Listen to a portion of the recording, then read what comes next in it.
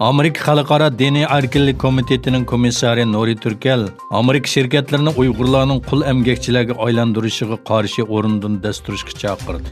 Nuri Turkel apandi New York vaqt gazetida Uyg'urlarning majburiy emgak silinish masalasi haqida maxsus maqola e'lon qilib, Xitoy hukumatining uzun yillardan beri majburiy emgakni rayonga qaratgan siyosatlarning muhim nuqtalarining biri qilib belgilaganligini, hali ham millionlagan Uyg'urlarning lagerga qamalish va majburiy qul emgak silinishdek reallikdan qochib qutulmayotganligini bayon qilgan.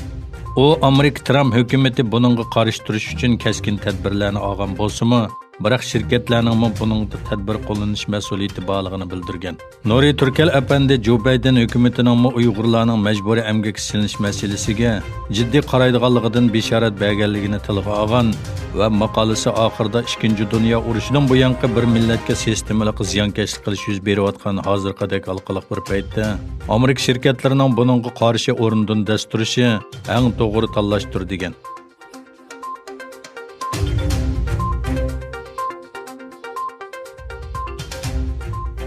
Xitoyning Sharqi Turkistondagi qilmishlari va irqiy qirg'inchiligiga qarata yana bir inkas Yaponiyadan keldi. Yaponiya kabinetining bosh kotibi Kato chorshanba kuni Xitoyni o'z ichiga olgan xalqaro jamiyatda erkinlik, kishilik huquq va qonun bilan idora qilish qatorliq universal qimmat qarashiga hurmat qilishning muhimligini bayon qilib mundaq dedi.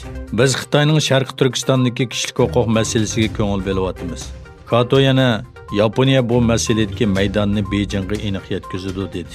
Amerika Davlat ishleri kotibi Mike Pompeo seshanba kuni bayonot e'lon qilib, 2017-yil 3-oydan boshlab Xitoy Kommunist partiyasining hukmronligidagi Xitoy hukumati Sharqi Turkistondagi Uyg'ur va boshqa diniy jamiyatlarga qarshi insoniyatga qarshi jinoyat va irqiy qirg'inchilik sodir qilgan deb e'lon qildi.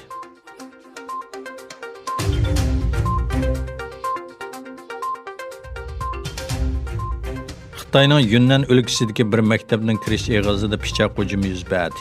Yunnan o'lkasi Kunming shaharlik jamoat xavfsizlik idorasining bayonotiga qaraganda, shaharning Wuhua bölgesi, Huashan rayoni Yunnan pedagogika universitetiga qarashli bir o'rta maktabning kirish eg'izida pichoqli hujum yuz bergan. Hujumda bir odam hayotidan ayrilib, 5 o'quvchini o'z ichiga olgan 6 kishi yaralangan.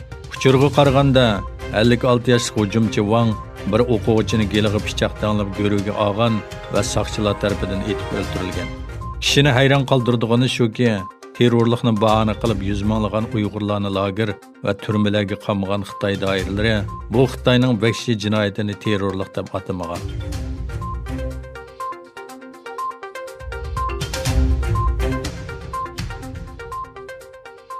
Saudiya Arabiston Rossiyadan eshib 2020-yil Xitoyning eng chong neft bilan ta'minlaguvchisiga aylandi.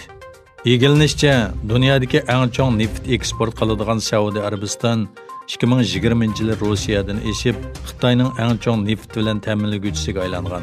Saudiya Arabiston 2020-yil Xitoyga kuniga o'tir hisob bilan 1,690,000 qonaltir, jami 84,920,000 tonna neft sotgan.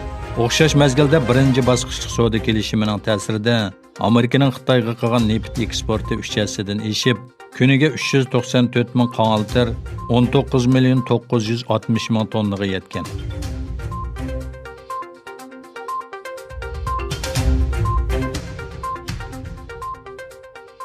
Birleşken Devletler Teşkilatı yadro qurollarini cheklashdagi tunji xalqaro kelishim bo'lgan yadro qurollarini cheklash shartnomasining kuchga ega bo'lganligini e'lon qildi.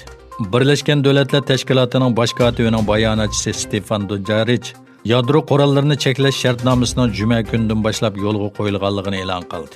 Amerika, Rossiya va Xitoy qatorliq yadro energiyasiga ega davlatlarning qarshi turishiga qaramay, dunyoning har qaysi joylarida yadro qurollarini yo'qotish va yangi qurollarni cheklashni maqsad qilgan yadro qurollarini cheklash shartnomasi 2017-yil 7-iyul 193 a'zosi bor Birleşken Devletler Teşkilatı umumiy yig'inida 122 davlatning tasdiqlashi bilan ma'qullangan.